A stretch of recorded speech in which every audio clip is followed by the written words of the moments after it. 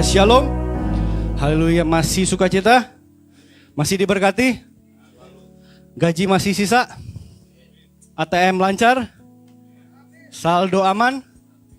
Token gak bunyi-bunyi? Aliran air pam lancar? Pokoknya pertanyaannya apapun jawabannya amin ya. Haleluya, saya senang saudara diberkati. Karena orang yang diberkati mukanya pasti penuh dengan cahaya sukacita surga. Haleluya. Seperti Bapak Gembala kita kan. Kalau dari mimbar ini kelihatan sih ini mengkilat sekali ya. Ada kemuliaan. Haleluya. Hari ini saya mau ngomong apa ya? Semua udah diomongin. Temanya apa? Ibadah yang berkenan. Udah tahu semua kan? Mari kita tutup dalam doa. Ya udah, berarti biasanya kalau minggu terakhir kan udah semuanya udah diomongin, apalagi yang belum?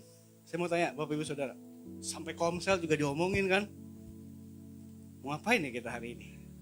Udah kita entertain aja. Biasa memang saya kayaknya Pak Gembala memang diberi hikmat ya. Udah terakhir-terakhir aja kan? Entertain aja. Apalagi habis gajian saya tahu. Belum ya? Ada yang belum ya? Oh pantes. Tanggal 1 ya pantes ini semua memaksakan untuk ibadah ya. Bercanda. Mari kita buka Alkitab kita sama-sama. Kita akan belajar ibadah yang berkenan ya. Yesaya 1 ayat 10 sampai 20 kita baca sama-sama. Sudah di sana? Yesaya di perjanjian lama, Yesaya 1 ayat 10 sampai 20, agak banyak hari ini ayatnya. Karena kayaknya saya lagi berdoa, saya ditegur kayaknya nih Pak Gembala mau menegur saya nih, pendeta khotbah jarang baca Alkitab ya kan. Kita baca hari ini. Saya ayat pertama 10, saudara ayat yang ke-11, terus ayat 12 saya ganti-gantian ya. Nanti ayat yang ke-20 kita sama-sama, oke? Gini kan biar enak, jangan satu orang aja yang baca. Supaya ibadah lebih hidup. Amin. Lihat semuanya hidup? Lihat kanan kirinya, hidup? Hidup ya, apa udah ada yang ada orang yang baru. Mari kita buka Alkitab kita sama-sama langsung. Ada tuh ada. Karena ada damai. Amin. Amin lagi. Judulnya adalah bertobat lebih baik daripada mempersembahkan. Wow. Dengarlah firman Tuhan, hai pemimpin-pemimpin manusia Sodom. Perhatikanlah pengajaran Allah kita, hai rakyat manusia Gomora.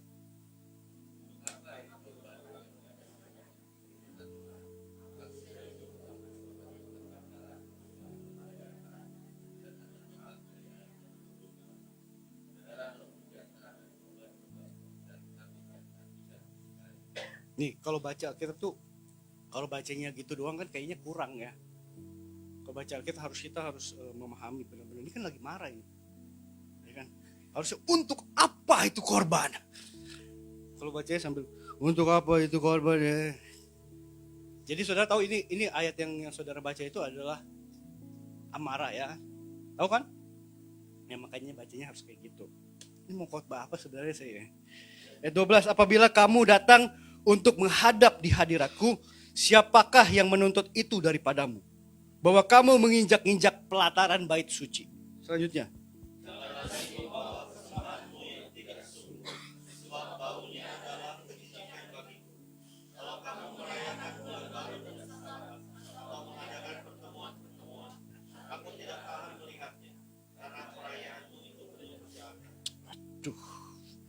Perayaan-perayaan bulan barumu dan pertemuan-pertemuanmu yang tetap, aku benci melihatnya.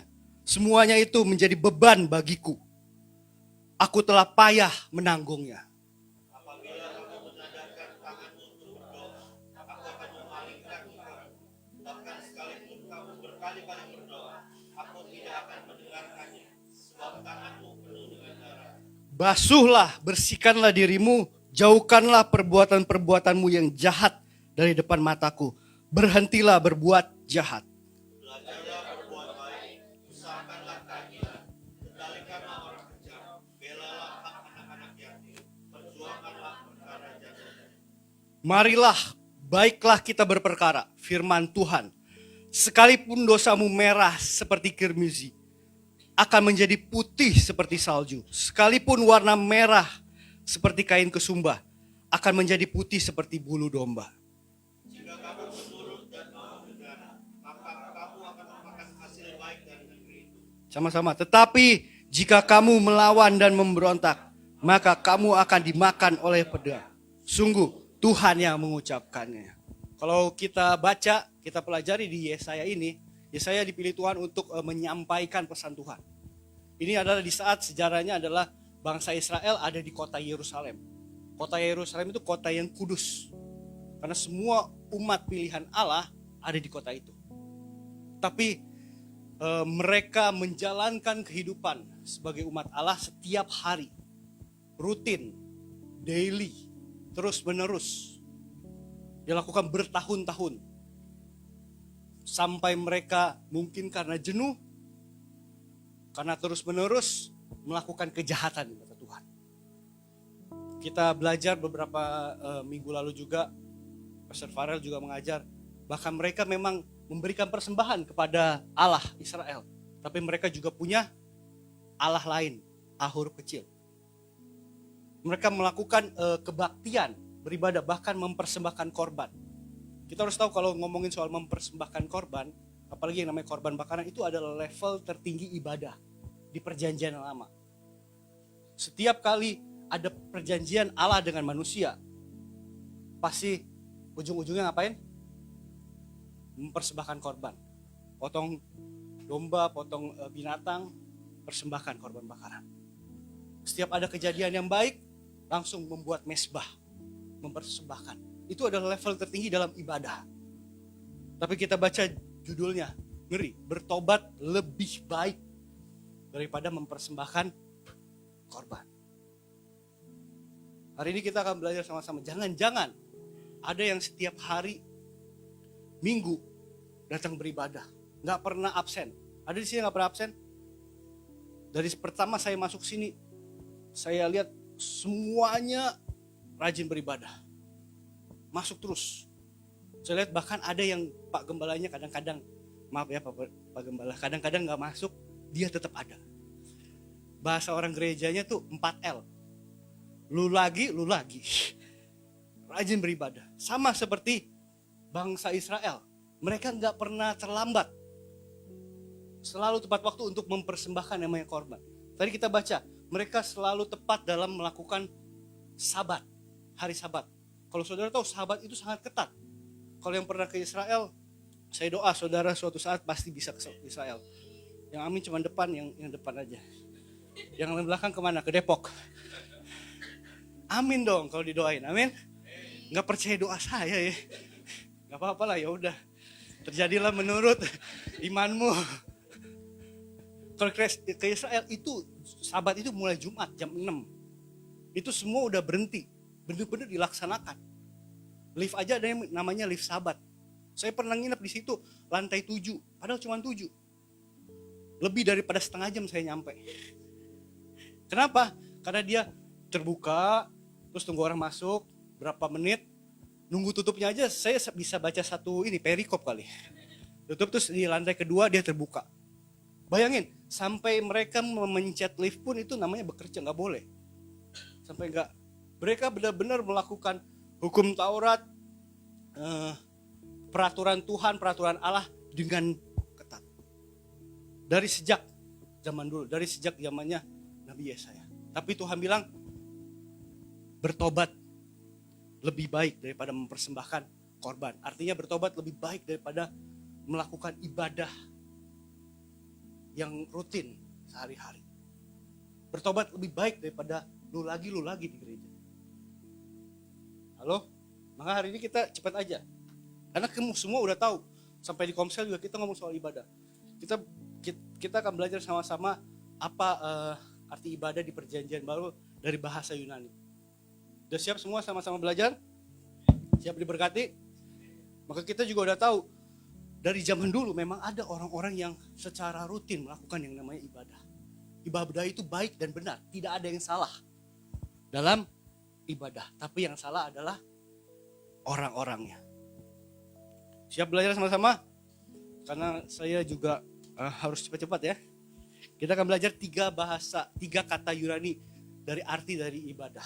Yang pertama, ibadah itu di dalam bahasa Yunani disebut latreia. Pasti Bapak Ibu Saudara sudah belajar di minggu pertama, Pak Gembala udah mengajar kita latreia itu bahasa Yunani. Ibadah, bahkan di dalam bahasa Ibrani yang diajar sama Pak Gembala adalah abodah. Itu adalah bentuk ibadah, bentuk gambarannya seperti memberi pengertian seperti tunduk kepada orang yang kita kasihi. Bahkan juga diartikan sebagai worship, seperti bow down, seperti tunduk dan mencium juga, ya kan? Mencium tangan, seperti kita menghormati ayah kita, orang tua kita. Kalau diterjemahkan sehari-hari, simpelnya kayak gini. Latreia itu seperti liturgia, seperti kebaktian yang liturgi yang ada aturannya. Jadi kebaktian itu ada aturannya, ada pembukaan, pertengahan sampai penutup. Ya kalau di zaman sekarang seperti ibadah sekarang aja ya kan. Ya biasanya kalau di kita kan gereja JKI ya, biasa 2 lagu cepat, 2 lagu lambat, biasanya gitu kan, 3 lagu kencang. Apa itu lagu kencang? Saya nggak tahu, Timur sih kan suka ngomong gitu kan, lagu lambat, lagu kencang. Habis itu lagu firman, ya kan? Lagu firman tuh nggak boleh lagu kencang katanya gitu. Siapa yang bilang? Ada ayatnya nggak? Nggak ada kan? Kita yang buat aja sendiri kan? Itu loh, kita enaknya Kristen kita itu, karismatik itu enakan bebas kan? Saking bebasnya, sebebas-bebasnya malah.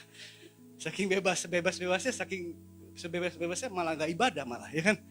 Banyak kan kayak gitu. Malah apalagi sekarang zaman online, sambil ibadah di rumah online lagi, tapi sambil tiduran di kasur. Nah yang ketawa pasti itu gua tuh. Bagus, bertobat kalau ketawa itu gua tuh bertobat. Ada kan yang ibadah online zaman dulu, apalagi yang zaman COVID ya? Ada nggak ya di sini? Coba angkat tangan yang ibadahnya sambil tiduran gitu, terus makan ciki. Ada nggak? Coba angkat tangan, biar saya doain, kita doain sama-sama. Gak ada ya di sini, gak ada. Ini di tempat lain pasti. Yang pertama, kata ibadah itu secara harafiah disebut sebagai liturgi. Ibadah yang rutinitas dilakukan. Mungkin ini yang terjadi bukan hanya di zamannya Yesaya, bahkan sampai hari ini. Sampai setiap minggu, bahkan ada yang setiap hari. Zaman dulu saya pelayanan, ada yang setiap hari. Ibadahnya ada gereja kan yang tiap hari ada ibadah kan. Senin ada lagi, Selasa ada doa semalam suntuk. Kenapa namanya semalam suntuk? Gak tahu deh mak. Malam-malam sampai suntuk kali, gak tahu ya. Ada yang semalam-malaman, Rabu ada lagi tengah minggu. Ada lagi PA wanita, PA pria, ikut semuanya. Sampai suaminya bilang, mak lu tinggal aja di gereja mah. Tiap ibadah ikut semua, sampai mabuk ibadah. Ada kan yang lakukan terus menerus. Sampai mungkin karena udah terlalu sering. Saudara pernah gak melakukan hal yang sudah terlalu sering? Sampai saudara udah kayak rasanya kayak robot. Khususnya yang kayak orang-orang yang bekerja tuh. Ya kan? Pergi pagi, pulang sore. Terus tidur, tuh lagu ya. Pergi pagi, pulang sore. Bahkan ada yang pulang malam, terus tidur, besok bangun pagi lagi. Terus ulang lagi, hal yang sama, macet lagi. Sama kayak seperti ibadah. Tiap minggu kan kesannya dalam tanda kutip sama kan. Bahkan ada, saya pernah ketemu, ada di tempat saya, bukan di gereja ini, yang lain, yang liturginya, yang aturannya, yang patternnya tuh sama tiap minggu, lagunya itu aja itu. Nggak heran kalau di gereja sambil nyanyi itu, padahal itu nyanyi lagu kenceng katanya tadi kan, tapi gini, lagunya sampai dulu saya jadi macet, saya udah tahu nih WL mau ngomong apa ini. Kata-katanya saya udah hafal WL ini. Tiap minggu sama aja gitu kan. Nah ini yang mungkin terjadi. Jangan terus-menerus. Itulah problemnya. Itulah masalahnya. Yang pertama, terjebak rutinitas. Sehingga menjadikan ibadah itu yang esensinya itu harusnya adalah ibadah untuk Allah dan untuk manusia. Esensinya kan itu, ibadah itu kan untuk Allah dan untuk manusia kan. Tapi hari-hari ini coba saudara lihat apa yang terjadi. Saudara perlu manusia. Jadi manusia untuk ibadah. Kalau nggak ada orang, nggak ibadah. Halo? Coba saya tanya sekarang. WL-nya tadi siapa ya? Oh itu dia deh, Clara.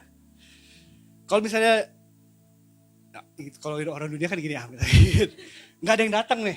Mungkin lupa kali, Ternyata yang datang cuma Pak Gembala. Lanjut ke ibadah. Cuma satu loh.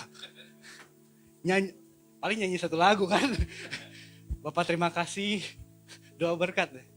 Saya dari dulu tuh ngajar sekolah minggu lama. Saya dulu ketua sekolah minggu lama. Dari sesi itu pagi doang, dari jam 6:30-7 pagi sampai jam 12. Tapi karena sesi ibadah umum juga ditambah sampai jam 9 malam. Dibuka juga. Saya selalu ngomong sama tim saya. Zaman dulu kan sekolah minggu itu cuma buat dalam tanda kutip penitipan anak. Ya kan? Ada pendeta marah-marah. Anak-anak jalan lagi khotbah. Biasanya udah tua karena kan kalau dia lagi lari kan ini kan dia udah hafalin nih semalaman nih. Terus dia lari, dia yang dihafal lupa. Ayatnya salah-salah jadi dia marah. Ya wajar lah, wajar kan manusiawi. Pendeta juga manusia. Pendeta juga. Tuh kan saya bilang apa? Mau khotbah apa sih nih gue? Jadi marah-marah, jadi akhirnya disuruh bikin ibadah sekolah minggu. Akhirnya kadang-kadang ada yang karena udah dimarahin pendeta mungkin nggak mau bawa anak kan. Jadi nggak ada yang datang juga ke sekolah minggu. Kadang-kadang cuma satu. Saudara boleh tanya teman-teman masih ada semua. Meskipun cuma satu anak aja, itu juga anak 2 tahun seanak saya kali. Saya bikin ibadah, saya bilang nggak boleh cuman ala kadar. Ibadah adalah tetap ibadah. Mau satu orang doang, mau dia nggak ngerti lagu lu yang lu nyanyiin, ibadah adalah tetap. Jangan diubah esensinya. Halo, jangan karena rutinitas terus menerus. Makanya sejak saat itu mereka mau satu orang aja, bahkan nggak ada jemaat pun. Kalau sudah ada sesi, kita tetap lakukan seperti ibadah pada umumnya. Yang pertama, permasalahannya adalah karena rutinitas. Jangan sampai terjebak rutinitas. Di dalam firman Tuhan, Tuhan janji di Keluaran 23 ayat 25 itu ada janjinya kalau kita sungguh-sungguh beribadah kepada Tuhan. Janji Tuhan apa? Jika engkau sungguh-sungguh beribadah kepada Tuhan, aku akan roti makananmu, air minumanmu, gak akan pernah kekurangan, berlimpah-limpah. Ia akan memberkati roti makananmu dan air minumanmu. Aku akan menjauhkan penyakit dari tengah-tengahmu. Ini adalah berkat kalau engkau datang sungguh-sungguh beribadah. Itu berkatnya, itu janji Tuhan. Tuhan adalah Tuhan yang tidak mengingkari janji. Jadi yang pertama, jangan sampai ibadah ini jadi rutinitas kita aja. Cuman datang. Yang saya suka bilang 6D. Udah yang penting datang, duduk, diam, doa, duit, ya kan, jangan lupa itu. Sama yang terakhir apa? Dadah. Shalom dadah ya gitu kan. Cuma 6D. Dan kita juga diajar sama pastor-pastor kita sebelumnya. Kalau kita sungguh-sungguh ibadah, saya selalu doa, setiap ibadah itu bukan ibadah biasa. Setiap ibadah itu perjumpaan kita dengan Yesus. Amin. Jadi persiapan juga. Penting ya kan? Semuanya persiapkan. Sudah tahu bagaimana mempersiapkannya. Saya udah gak usah ngomongin lagi. Tapi yang mau saya tanda kutipin, sampai ke titik yang namanya persembahan tuh. Banyak kan yang suka, saya melihatnya di situ aja tuh. Persembahan kan ada yang gak persiapan kan. Kalau zaman sekarang sih saudara ke depan ya. Kalau zaman saya dulu kan diedarin kan. Ada yang pakai kotak. Kadang-kadang ada yang habis doa, habis ibadah, habis firman, terus doa, terus mau dikasih persembahan kan. Dia berbangun. Kaget-kaget kan. Kaget. Dia keluarin dompet, dia masukin. Ya. Saya sering dengar tuh waktu mau kasih. Ya. KTP yang masuk. Kadang-kadang yang lebih gila lagi, habis sudah selesai ibadah gitu, dia datang ke bendahara. Bu, maaf, saya minta kembalian. Tadi saya mau kasihnya goceng, kemasukannya 20.000. Kira beli rujak nggak Pak? Ada yang kayak gitu karena tidak persiapan ya kan. Apalagi saudara kayak si Ucok tuh dari Medan. Ucok terus ya. Dia dikasih uang sekolah minggu sama mamanya. Ucok, ini uang sekolah minggu. Di tangan kanan itu buat Tuhan, persembahan, oke? Di tangan kiri itu buat jajan. Oke, Ma.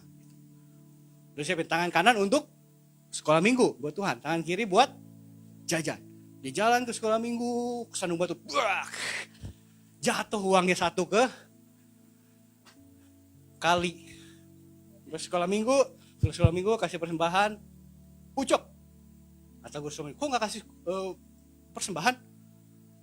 Jatuh. Kak, jatuh Kak ke kali. Tadi mama kasih kanan buat sekolah minggu, kiri buat Ucok. Nah yang jatuh ke kali, itu buat Tuhan. Tuhan udah ambil duluan katanya. Saya berdoa di sini gak ada yang Ucok ya. Dipersiapkan. Yang kedua, kenapa banyak orang bahkan dari zaman dulu Paulus sudah menasehati. Buka di Ibrani 10 ayat 25. Ibrani 10 ayat 25. Karena ibadah ini penting. Ibadah ini bukan hanya saudara berjumpa dengan Kristus, berjumpa dengan Tuhan. Tapi saudara berjumpa dengan Kristus, berjumpa dengan Yesus melalui saudara-saudara, kanan kiri saudara. Amin. Karena saudara bisa lihat Yesus secara langsung, halo? Enggak, tapi saudara bisa lihat Yesus dari diri saya. Yesus pakai kacamata, pakai wax, rambutnya udah potong. Bisa, Yesus bisa dilihat dari saudara berjumpa dengan saudara seiman saudara. Bukan hanya ibadah yang datang menyembah kepada Tuhan, tapi juga berjumpa dengan sesama. Bahkan secara kesehatan, secara psikologi juga kita perlu berjumpa dengan sesama kita manusia. Ayat ini mengatakan janganlah kamu menjauhkan diri dari apa? Pertemuan-pertemuan ibadah kita. Seperti yang apa? Wow. Dari zamannya Paulus ini udah biasa bro. Ketua komsel kita. Udah biasa ini bro ya kan? Yang dibiasakan beberapa orang. Tapi marilah kita saling menasihati dan semakin giat melakukannya menjelang hari. Jadi yang menghindari pertemuan ibadah, yang gak mau datang ibadah itu udah biasa. Kenapa? Karena mereka menghindari yang namanya friksi. Gesekan-gesekan. Kita kemarin ngobrol di Komsel sama Pastor Robi. Emang orang-orang gereja itu seperti itu. Namanya kan ini saling menasihati. Ada yang kalau saudara udah lama gak datang kayak saya nih. Tiba-tiba datang ke gereja terus bilang, tumben. Tumbennya gitu lagi ya kan. Kalau secara daging kan kesel kan ya. Tapi kan ku telah mati dan tinggalkan ya kan. Gak apa-apa namanya juga teman seiman. Udah biasa itu, saya mah udah biasa seperti itu. Udah ngomongin apa aja saya udah pernah. Namanya juga hamba Tuhan ya kan. Ya pasti, tapi kan itu kan baik. Itu kan menasihati. Itu yang namanya friksi. Kenapa banyak orang menghindari ibadah? Ada bahkan yang ngecek, hari ini dia datang gak ya? Wah gue lihat dulu IG-nya, FB-nya dia datang gak, jalan gak ke gereja nih. Kalau dia datang, gue gak mau datang. Ada gak kayak gitu? Gak ada di sini, semua kan sama kalian keluarga di sini. Itu di tempat lain. Tapi ini terjadi. Banyak orang yang menghindari ibadah, rutinitas ibadah karena friksi. Padahal firman Tuhan katakan friksi itu bagus. Itu yang menumbuhkan kita, menjadikan kita lebih baik. Saudara bersyukur punya gembala yang lemah lembut, hatinya seperti Yesus. Saudara yang salah, beliau yang minta maaf. Ada gak kayak gitu? Kalau saya sih, saya memang gak ada bakat lah jadi gembala lah. Saya penginjil. Dulu ada tuh anak sekolah minggu saya kurang asem tuh. Mau ujian ya. Kak, tolong doain dong kak. Kalau bisa kakak puasa. Saya ujian hari ini. Saya gak belajar lagi semalam. Dah Yesus. Kurang asem lu. Lu yang gak belajar, gue yang lapar. Minta doa puasa lagi. Terus saudara punya Pastor Irwan, gembala saudara yang saudara kalau salah ngomong, dia minta maaf loh ke pendeta. Saya bilang gak apa-apa, udah biasa itu. Apalagi kita sebagai pelayan-pelayan Tuhan, hamba-hamba Tuhan, ya kan? Harus biasa menghadapi seperti itu. Amin. Justru itu yang menjadikan kita jadi lebih baik. Bahkan kalau kita baca di perjanjian lama, bangsa Israel waktu di padang gurun, Tuhan menempatkan ada bangsa-bangsa yang sengaja ditaruh oleh Allah untuk mencobai bangsa Israel. Waktu saya baca, wow. Supaya apa? Supaya bangsa Israel jadi lebih baik. Jadi memang ada orang-orang yang sengaja ditaruh Tuhan di gereja ini untuk menjadikan saudara lebih baik. Yang amin cuma dikit. Yang lain aminnya amin. Halo? Itu pengertian ibadah yang pertama. Jadi kita harus menghindari masalah ini. Ibadah datang, jangan jadikan itu seperti rutinitas, jangan terjebak. Jangan takut juga menghadapi yang namanya friksi. Justru bagus, saudara kalau masih dinasihatin. Halo? Saya kan pernah cerita, kalau dulu saya kecil suka dipukul sama mama saya. Tapi itu jadikan saya jadi pribadi yang lebih baik. Giliran gak dipukul, saya nanya, kok saya gak dipukul, Ma? Saya kan salah, please pukul saya, Ma, gitu kan. Halo? Ngerti maksud saya? Kalau saudara hari ini kayaknya ada sesuatu yang salah, saudara harus bersyukur saudara punya saudara seiman yang baik hati, yang menegur saudara. Tumben. Itu yang pertama, latreia. Yang kedua, tresia. Tresia itu ibadah. Itu ditemukan di Yakobus 1 ayat 27. Itu di perjanjian baru ditemukan 5 kali, tresia itu. Dan ini juga termaksud ibadah. Ibadah bahkan dikatakan di Yakobus ini, ibadah yang murni dan yang tak bercacat di hadapan Allah, Bapa kita ialah apa? Mengunjungi yatim piatu dan janda-janda dalam kesusahan mereka. Dan menjaga supaya dirinya sendiri tidak dicemarkan oleh dunia. Tapi ini bapak-bapak khususnya ya, jangan diterjemahkan secara harafiah. Halo? Apalagi janda-janda zaman sekarang ya kan? Ini terjadi di Israel, di Yahudi zaman itu. Karena Yahudi di zaman itu adalah orang-orang yang gila status. Gila status. Mereka sangat menjunjung tinggi status. Buat orang anak-anak yatim piatu dan janda-janda itu adalah orang-orang yang terbuang di zaman itu. Yang mereka dibilang sudah kehilangan statusnya. Jadi gak punya status lagi. Makanya disebut yatim piatu, gak punya orang tua. Dan disebut janda karena tidak punya suami. Kalau punya suami jarang dibelai apa? Ya itu. Bukan janda kan ya? Kehilangan statusnya. Makanya mereka benar-benar dijauhi, benar-benar dipinggirkan. Dan mereka benar-benar teraniaya. Kalau zaman sekarang, kalau saudara terjemahkan secara harafiah, ada anak-anak yatim piatu sama janda-janda yang bahkan bisa menolong saudara. Ngerti maksud saya? Ya kan anak yatim piatu tuh ada tuh anak artis yang misalkan kan kaya katanya ya, saya suka lihat lemba apa tuh. Ya itulah. Kan dia kaya kan, nah dia bisa ngomong. Janda-janda, aduh janda udah gak usah ngomong deh ya. Udah tau lah ya. Tapi tidak diterjemahkan seperti itu. Tresia itu maksudnya kasih sesama. Mengasihi di konteks ini, di konteks Yahudi zaman Israel saat itu. Ini adalah orang-orang yang tertolak, terbuang. Bahkan Yesus bilang, aku datang untuk menyelamatkan yang terhilang.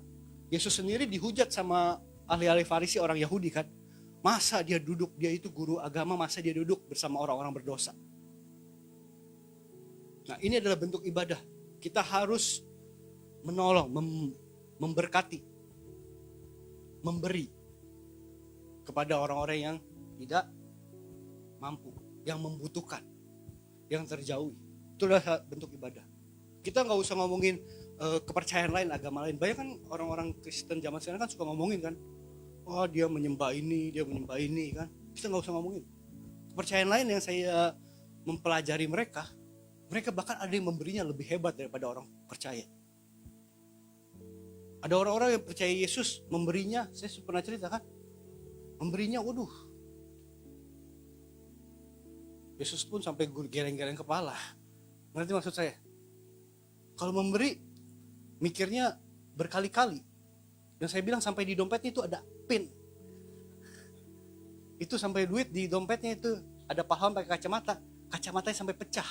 Nggak pernah keluar itu duit. Ngerti maksud saya? Memberi bukan hanya memberi dalam bentuk materi. Nah ini yang paling penting, ini yang saya mau garis bawahi. Saudara pasti udah ngerti banget. Ibadah memberi itu wajib, ya kan? Makanya kan di perjanjian lama bentuk tertinggi adalah memberi korban kepada Allah. Pemberian. Tapi di perjanjian baru ditambahkan bukan hanya memberi kepada Tuhan, tapi juga kepada sesama. Makanya gereja kita ada yang namanya diakonia, untuk membantu sesama kita. Jemaat yang kesusahan kita saling menolong. Tapi ini yang mau saya ajarkan, yang mau saya tekankan buat kita semua dalam hal ibadah memberi ini. Di dalam Matius yang ke-6 itu khotbah Yesus di bukit. Ini yang saya harus garis bawahi nih buat kita semua. Memberi adalah bentuk ibadah juga, ya kan? Setuju atau enggak setuju? Kalau enggak setuju saya udah aneh. Kita doa. Amin. Nih kita belajar sama-sama cara memberi yang benar, karena saya lihat, saya mengamati udah mulai salah hari-hari ini. Matius 7 itu kalau saudara buka, itu ada 3 hal yang diajar Yesus. Yang pertama apa?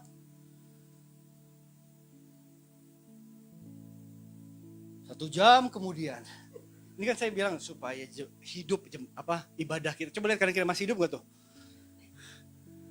Yang pertama apa di situ? Hal apa? Hal bersedekah. Ayo bantu dong. Yang kedua hal apa? Berdoa. Yang ketiga hal apa? Habis berdoa, nah saya mau ajarin ini. Ini paralel. Ini Yesus ajarin. Bahkan Matius 5 sampai 7 ini khotbah Yesus di bukit. Bahkan dikutip oleh pemimpin-pemimpin agama di seluruh dunia. Ini adalah bahkan jadi dasar berdirinya gereja. Dasar gereja berjalan, khotbah Yesus di bukit ini. 3 hal paralel ini dalam hal memberi. Yang pertama dikatakan hal bersedekah. Dimulai dengan apapun yang kamu lakukan, apapun bentuk ibadahmu, lakukanlah secara tersembunyi. Halo? Kalau nggak pernah baca saya akan kupas sedikit. Kalau saudara memberi sedekah dikatakan jangan melakukannya seperti orang-orang hipokrit di zaman itu. Orang-orang hipokrit itu apa ya? Orang-orang munafik, orang-orang kaya, orang-orang pemimpin agama di zaman itu. Dia memberi dicanangkan di rumah-rumah ibadah.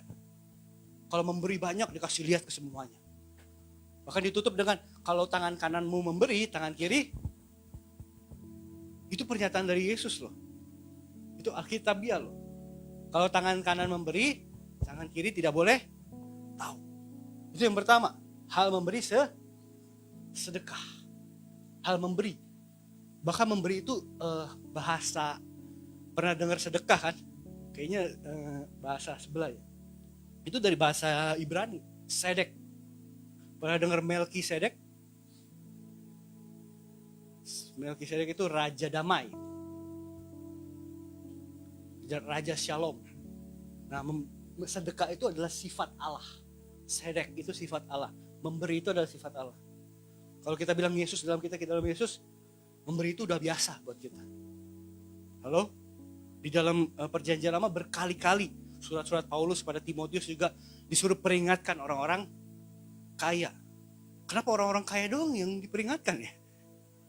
Karena memang terbukti dari zaman dulu sampai sekarang yang kaya doang, yang susah memberi. Sulit memberi. Nah, yang saya mau kasih tahu hari-hari ini yang harus ditekankan, yang harus diingatkan. Hal pertama dikatakan bersedekah itu tangan kanan memberi, tangan kiri. Yang kedua, hal apa? Berdoa. Jangan dilakukan seperti orang-orang di saat itu dia berdoa di persimpangan jalan. Mungkin pakai speaker. Kayak saya pernah cerita kayak Ucok. Ucok lagi. Dia doa di kamar kenceng banget, Tuhan Yesus. Ucok berdoa, Ucok udah sekolah minggu. Tuhan Yesus, Ucok mau sepeda baru. Warna biru. Bunyinya kring-kring. Opungnya masuk, Ucok, berisik sekali kau. Siapa yang ajar kau berdoa kencang-kencang gitu? Berdoa tutup pintu, kunci kamar, biar Tuhan dengar. Iya Opung, saya kalau berdoa begitu, Tuhan dengar, tapi Opung tidak dengar. Ada orang yang doanya di post, di story, ada yang doanya ditulis. Halo? Ini firman Tuhan ya, bukan saya yang sensi ya. Yang ketiga, hal apa? Berpuasa. Kalau engkau berpuasa, jangan dandan seperti orang yang berpuasa. Zaman dulu kalau saudara tahu, kalau berpuasa itu kelihatan banget. Bibirnya kering, ada make up-nya kayaknya. Kalau engkau berpuasa itu harus mandi katanya. Enggak puasa aja harus. Ya kan? Minyakin kepalamu. Jangan seperti orang yang enggak berpuasa. Sampai bikin status lagi, gua lagi puasa, jangan ganggu gua. Iya kan? Ngerti maksud saya? Apa yang kamu lakukan, yang kamu sebut ibadah, itu kan tadi semua ibadah kan? Lakukan secara Kenapa saya harus ingatkan? Karena hari-hari ini tangan kanan memberi, tangan kiri selfie. Halo? Gak apa-apa. Gak salah. Tapi firman Tuhan katakan, Bapamu yang di surga saat itu juga, waktu orang memuji, wow keren banget nih orang, baik banget. Saat itu juga sudah terbayarkan. Halo? Ngerti maksud saya? Saya cuma mengingatkan firman Tuhan. Mungkin di luar sana juga banyak yang lupa. Hari ini juga kan, kalau mau memberi pasti posting dulu kan? Halo? Mau berdoa juga diposting. Mau puasa juga kan? Halo? Jangan sampai salah. Beda kalau kita di dalam komunitas ini seperti di gereja ini, Pak Gembala selalu mengajar kita, selalu menceritakan kehidupannya beda. Karena ini adalah pengembalaan. Kita semua hamba-hamba Tuhan di sini memberi contoh. Harus disampaikan itu.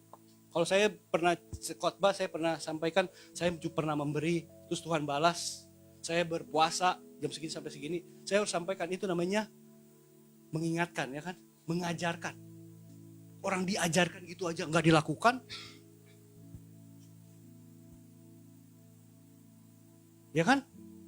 Semuanya diem, kena banget kayaknya ya kan? Udah diajar, udah dikasih contoh, saya tuh berhabis berpuasa, dilakukan nggak?